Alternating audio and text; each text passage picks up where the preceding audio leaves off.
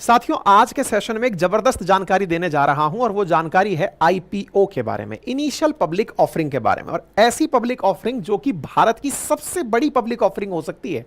जी हां साथियों, Hyundai India, Hyundai का भारत का कारोबार आईपीओ लाने जा रहा है। लगभग $3 बिलियन का मार्केट साइज एक्सपेक्ट किया जा रहा है। मतलब कि $3 बिलियन रेज किया जाएगा आईपीओ के माध्यम से इंडिया का। तो इसे इंडिया का अब तक का सबसे बड़ा आईपीओ कहा जा रहा है। अच्छा, बाय द वे, आईपीओ होता क्या है? ये एक ऐसा प्रोसेस होता है जिसके थ्रू कोई कंपनी अपने शेयर जनता को बेचकर वहां से पैसा इकट्ठा करती है। मतलब इनिशियल पब्लिक ऑफरिंग के रूप में आप आईपीओ को जानते हैं। अब इस इनिशियल पब्लिक ऑफरिंग में होता क्या है, कैसे ये आईपीओ काम करता है, हुंडई का आईपीओ किस स्टेज में है, कब आने वाला है, इससे आपको क्या लाभ होगा, ये सारी बातें आज के सेशन में हम चर्चा करने वाले हैं। तो देखिए, सबसे पहले समझिए कि कोई एक प्राइवेट कंपनी का मालिक है। आप भी हो सकते हैं, कोई भी व्यक्ति है जिसके पास एक कंपनी है। अब वो चाहता है कि वो स्टॉक मार्केट में अपनी कंपनी को रजिस्टर करे। मतलब इसका अर्थ समझिए, मैं चाहता हूं कि मेरी कंपनी में मैंने मेरे दम पर जब चलाया तो मैंने इतना पैसा ही पैदा किया मेरी कंपनी के अंदर। अब पैदा किया पैसा, लेकिन अगर मुझे इन्वेस्टमेंट और मिल जाए तो मैं इस कंपनी को बहुत बड़ा बना सकता हूं। इन्वेस्टमेंट कहां से मिले? तो आपके पास दो तरीके हैं, या तो आप अपने जानने वालों से लिए, बैंक से पैसा लिए, या फिर जनता से सीधा मांग लिए। जनता से सीधा मांग लेगा, जनता आपको पैसा कैसे दे, आप पर कैसे विश्वास करे कि हां आपको पैसा देंगे तो आप रिलायबल आदमी रहोगे। बस इसी को रिलायबल बनाने के लिए आईपीओ लाया जाता है और इसकी पूरी प्रक्रिया सरकारी तरीके से चलती है। मतलब सबसे पहले जो प्राइवेट कंपनी है वो सबसे पहले अपने शेयर बताती है कि मैं इतने शेयर मार्केट में लाना चाहती हूं। उसके फाउंडर्स का जो हिस्सा है, स्टेक है, वो पहले किसी पर्टिकुलर सरकारी संस्था जो रेगुलेटर है, जैसे इंडिया के केस में सेबी है, security exchange board of India है, उसको अपनी तरफ से बताते हैं कि सर अब हम पब्लिक होना चाहते हैं, हम जनता की कंपनी बनना चाहते हैं। बोले इसके लिए क्या करोगे? बोले इसके लिए हम सबसे पहले जनता से कितने पैसे उगाएंगे ये आपको बताना चाहते हैं। हमारी कंपनी इतना पैसे की वैल्यू ऑलरेडी रखती है, हम इतना पहला मार्केट से उगाना चाहते हैं, अगर आप परमिशन दें तो ही हम ये काम करेंगे। बोले ठीक है, लेकिन कंपनी क्या डायरेक्ट ये काम कर लेगी क्या? इतनी सारी जनता को ट्रांजैक्शन के लिए साथ में लाना है, क्या डायरेक्ट ले आओगे क्या? नहीं, ये संभव नहीं है। और दूसरा, मैं मेरी कंपनी की कुल वैल्यू समझता हूं। मैंने तो मान लीजिए कि मात्र 1 लाख रुपए साल भर में कमाए हैं। अब मैं चाहता हूं मेरी कंपनी भी जनता से पैसे मांगे, तो क्या हर कंपनी पैसे मांग सकती है क्या? हर किसी को परमिट हो जाएगा क्या? नहीं। इसके लिए बकायदा इन्वेस्टमेंट बैंक्स होती हैं। उन इन्वेस्टमेंट बैंक्स के पास पहले कंपनी जाती है और वो जाकर के उनसे कहती है कि सर जरा चेक करिए कि क्या मैं फंडिंग उठाने की स्थिति में हूं, नंबर 1, यानी जनता से पैसे इकट्ठा कर सकते हैं हम या नहीं, नंबर 1। नंबर दूसरा, इन्वेस्टमेंट बैंक से कहा जाता है कि आप पहले मेरी वैल्यू चेक करिए कि मैं कितनी वैल्यू रखता हूं। मतलब मेरे जो भी प्रोडक्ट्स हैं, अगर मैं इन सबको मिला दूं तो ये कितनी वैल्यू रखते होंगे, तभी तो अपने अंदर हिस्सेदारी दूंगा मैं। मान लीजिए कि मेरी लाख रुपए वैल्यू है, तो मेरा 50% 50 लाख का ही तो, 50,000 का ही तो हुआ। अगर मेरी वैल्यू 1 करोड़ रुपए है तो 1 करोड़ में तो मेरा 50% 50 लाख का हुआ। तो मैं अपने हिस्से को बेचकर उस पैसे को कंपनी में लेकर कंपनी को बड़ा करने का काम करूंगा, ताकि मेरा जो 50% है ये भविष्य में और बड़ा बन सके। तो इसके लिए इन्वेस्टमेंट बैंक की जरूरत होती है। वो इन्वेस्टमेंट बैंक पहले आपकी कंपनी का पूरा प्रोफाइल चेक करती है, आपकी वैल्यूएशन निकालती है। उस निकली हुई वैल्यूएशन के लिए, मतलब बकायदा कंपनियों को पैनल किया जाता है कि ये कंपनी, ये इन्वेस्टमेंट बैंक पैनल में है, ये डिसाइड करेगी कि क्या आपकी कंपनी को इतना वर्थ मिलना चाहिए। पैनल की हुई बैंक ही, इन्वेस्टमेंट बैंक ही आपकी वैल्यू डिसाइड करती है और उस वैल्यू के आधार पर ही आप सेबी के सामने जाते हैं और आप जाकर के रेगुलेटर के सामने अपना S1 स्टेटमेंट रखते हैं कि सर जी ये लीजिए और बताइए कि मैं अब जाकर के अपनी तरफ से आईपीओ जुटा सकता हूं या नहीं जुटा सकता। ठीक है। अब जैसे आप लोगों ने ना ऑटोमोबाइल सेक्टर के बारे में सुना कि साहब इसका मतलब ऑटोमोबाइल सेक्टर में हुंडई के आते तो एकदम धुआंधार हो जाएगा। भारत का इस समय शेयर मार्केट यूं ही ऊपर नहीं चल रहा है। भारत का इस समय शेयर मार्केट डिफेंस सेक्टर में भी बहुत तेजी से आगे बढ़ रहा है। आप सोचो, दुनिया भर के अंदर जो मिलिट्री स्पेंडिंग है वो लगातार बढ़ रही है। Last year military spending $2.4 trillion की हुई थी। दुनिया में हर बार खर्चा जो है वो आर्मी के नाम पर या सेना के नाम पर, डिफेंस के नाम पर 3% के हिसाब से इंक्रीज कर रहा है। इंडिया भी इस चीज में पीछे नहीं है। दुनिया में भले ही शांति की बात की जाती है पर बिना वेपन के शांति नहीं आती। और दुनिया में अगर खर्चे के हिसाब से बात की जाए ना तो इंडिया चौथे नंबर पर आता है जो मिलिट्री पर सबसे ज्यादा खर्च करता है। मतलब ये समझ लो कि इंडिया का जो डिफेंस बजट है वो लगातार बढ़ रहा है। अब आप पूछेंगे ये बात क्यों बता रहे हो? क्योंकि अल्टीमेटली डिफेंस की बहुत सारी कंपनियां भी इस समय पर शेयर मार्केट के अंदर लिस्टेड हैं। भारत का शेयर मार्केट जो आप सुन रहे हैं 75,000 पार हो गया, कह रहे हैं कि साहब आने वाले हो सकता है 5-7 सालों में 1 लाख पार हो जाएगा। क्यों? क्योंकि भारत ने इन दिनों मेक इन इंडिया को ध्यान में रखते हुए डिफेंस में भी आत्मनिर्भर होने का सोच लिया है, और हमारी डिफेंस की बहुत सी कंपनियां इस समय लिस्टेड कंपनियां हैं। अब उन लिस्टेड कंपनियों का जब जब मार्केट बढ़ता है, इंडिया का शेयर मार्केट इंक्रीज होने लगता है। मतलब ना केवल ऑटोमोबाइल, भारत की बैंकिंग, भारत का डिफेंस तेजी से आगे बढ़ रहा है। जो लोग बहुत ज्यादा डिफेंस के बारे में विचार नहीं किए, ध्यान रखिएगा, भारत का आत्मनिर्भर बनना डिफेंस के सेक्टर में बहुत क्रांतिकारी कदम होगा।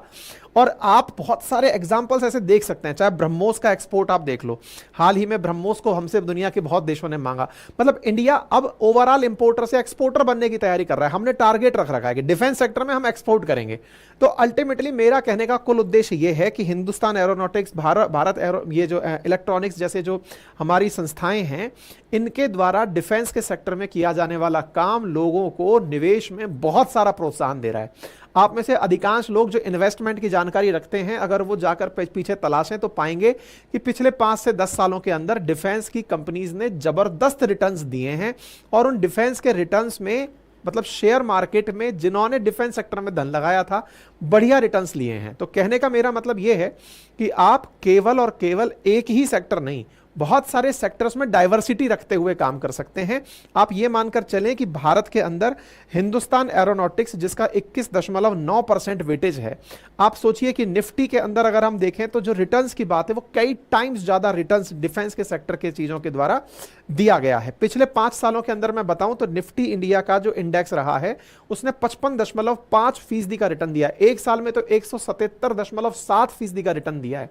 इसका मतलब समझिए कि डिफेंस सेक्टर ऑलरेडी भारत में बहुत तेजी से ग्रूम कर रहा है, और जब ग्रूम कर रहा है तो मार्केट के अंदर आपको यह सकारात्मकता मिलती रहेगी कि भारत का मार्केट तेजी से ऊपर बढ़ेगा और हम सब लोग उस चीज के अंदर साथ में रहेंगे। और इसमें मैं एडिशनली पॉइंट ऐड कर दूं कि अगर डिफेंस सेक्टर में आप कोई म्यूचुअल फंड में इन्वेस्ट करना चाहते हैं तो मोतीलाल ओसवाल का अभी एनएफओ आया हुआ है, आप उसके थ्रू भी डिफेंस में इन्वेस्ट कर सकते हैं। तो आईपीओ क्यों लाया जा रहा है? सबसे पहली बात, पैसा जुटाने के लिए। सबसे इंपॉर्टेंट बात क्या है कि जो आपके अपने फंड्स हैं उसको तो आप अपने पास रखें, और साथ में आईपीओ के माध्यम से आए हुए फंड से और ग्रो करें। दुनिया के सामने यह विश्वास ले आए कि अब हम केवल अपने लिए काम नहीं करते, आप सबके लिए काम करते हैं। आईपीओ के द्वारा जो कंपनीज हैं वो शेयर मार्केट में लिस्टेड हो जाती हैं, साथ में जनता को उस कंपनी के बारे में ज्यादा जानकारी पता चलती है, और ऐसी स्थिति में जब ज्यादा पैसा आता है तो कंपनी को ग्रो करने के लिए बहुत सारे रिसोर्सेज भी आप लोग हायर कर पाते हैं। ठीक है, दुनिया में अगर देखा जाए तो सबसे बड़ा आईपीओ अब तक किस कंपनी का आया, तो ऐसे चाइना और हांगकांग के अंदर आंट फाइनेंस का था, $34.5 बिलियन का दुनिया का सबसे बड़ा आईपीओ था। इसके बाद दूसरे नंबर पर सऊदी अरामको का आया $29.4 बिलियन का। ऐसे ही अलीबाबा, सॉफ्ट बैंक, इसमें कोई भी इंडिया का एक भी इसमें वो नहीं है, आईपीओ नहीं है। तो इंडिया का जो ऑल टाइम हाई आईपीओ रहा है उसमें एलआईसी, फिर 197, फिर कोल इंडिया और रिलायंस पावर रहा है। इन सबको क्रॉस करते हुए हुंडई आ रही है। यह अपना आईपीओ लाएगी और $3 बिलियन तक वैल्यू जुटाएगी मार्केट से, ऐसा मार्केट की खबर है। ऐसी खबर आई कैसे बाहर? भाई आपको कैसे पता कि हुंडई ऐसा कुछ करने जा रही है? और हुंडई तो अगर हम सही है तो साउथ कोरिया की कंपनी है, फिर वो इंडिया में ऐसा कैसे कर सकती है? तो असल में हुंडई ने भारत में हुंडई मोटर इंडिया नाम से एक कंपनी बनाई हुई है। तो जो Hyundai motor India company India में रजिस्टर्ड है, वही हमारे stock exchange, national stock exchange या बॉम्बे स्टॉक एक्सचेंज, जहां भी जाएगी वहां पर लिस्टेड होने के लिए आईपीओ लाना चाहती है। ये जानकारी बाहर कैसे आई? असल में हाल ही में 15 जून को इन्होंने सेबी के साथ, वही रेगुलेटरी अथॉरिटी जो ये डिसाइड करती है कि हां तुम ला सकते हो या नहीं, उसके साथ अपना draft red herring prospectus DRHP यानी कि जो ड्राफ्ट पेपर है वो सेबी को सौंपा था कि सर जरा देखिए हम इस तरह से सोच रहे हैं आईपीओ लाने के लिए। जब उन्होंने ये ड्राफ्ट लेटर सौंपा तो उस ड्राफ्ट लेटर के सौंपने की खबर बाहर निकलकर आई। मैं आपको बता दूं कि आईपीओ के जरिए हुंडई मोटर इंडिया में अपना 17.5% का जो हिस्सेदारी है वो बेचना चाहती है और 25,000 करोड़ रुपए तक जुटाना चाहती है। कंपनी इस आईपीओ से अपने टोटल 812 मिलियन शेयर्स में से 182 मिलियन यानी 14.2 करोड़ शेयर बेचना चाहती है। ठीक है, मैं आपको बता दूं कि एलआईसी 21,000 करोड़ का आईपीओ लाई थी और ये 25,000 करोड़ का आईपीओ लाने की तैयारी कर रही है। ठीक है साहब, तो ये अपने आप में भारत के लिए फिर से एक बहुत बड़ा मार्केट साइज लेकर आएगा। अब आता है ये DRHP होता क्या है? Draft red herring prospectus. इसके अंदर क्या होता है कि ये वो इनिशियल डॉक्यूमेंट है जो कि कंपनी के द्वारा तैयार किया जाता है सेबी को भेजने के लिए, अप्रूवल के लिए, कि सर मेरी कंपनी की ये मार्केट स्थिति है, हमारे पास इतना पैसा है, हम इस तरह से आगे बढ़ना चाहते हैं। ये सारी बातें इसमें लिखी जाती हैं और यहां पर प्रॉपर तरीके से बताया जाता है कि हम अगर आप परमिशन दे दें तो आरएचपी ले आएंगे, यानी कि हम वो डॉक्यूमेंट ले आएंगे जो आईपीओ के दौरान जनता के सामने रखेंगे कि हमारी कंपनी की स्थिति क्या है। आप खुद से सोचिए ना, मैं खुद चाहता हूं कि मेरी कंपनी का मान लो आईपीओ आए, तो आईपीओ आने के लिए सबसे ज्यादा जरूरी है कि मेरी कंपनी की जो हालत है वो हालत पहले सरकार को बताऊं कि कंपनी की हालत कैसी है।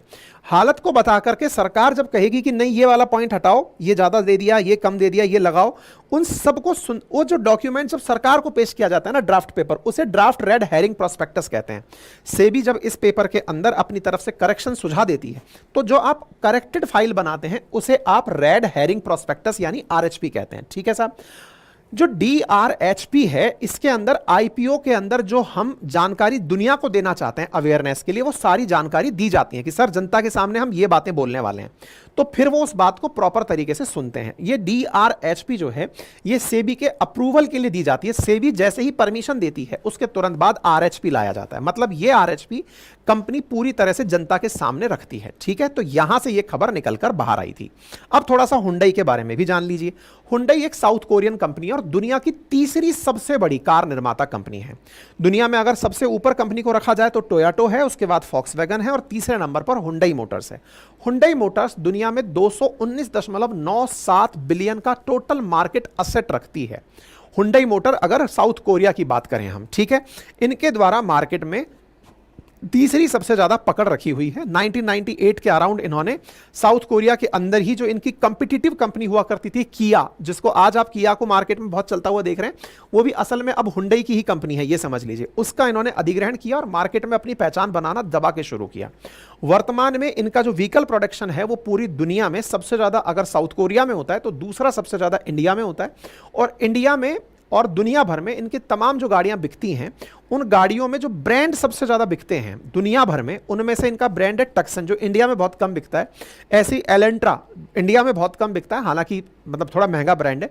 लेकिन इसके बाद में क्रेटा और i10 i20 ये भारत में बहुत ज्यादा बिकने वाली गाड़ियां हैं। तो इन गाड़ियों को ये i20 अपने यहां पर बेचती है, मतलब ये हुंडई जो है मार्केट में बेचती है और भारत में ये बहुत लंबे समय से काम कर रही है। कहते हैं कि 1996 में सबसे पहले, आपको याद होगा ना जब हम एलपीजी रिफॉर्म्स की बात करते हैं, लिबरलाइजेशन, प्राइवेटाइजेशन, ग्लोबलाइजेशन, जब वो रिफॉर्म्स आए थे, उन रिफॉर्म्स के बाद 1996 में हुंडई ने इंडिया में एंट्री की थी और हुंडई तब से लेकर आज तक लगातार ग्रो करती ही जा रही है। 28 साल से इंडिया के मार्केट में मौजूद है।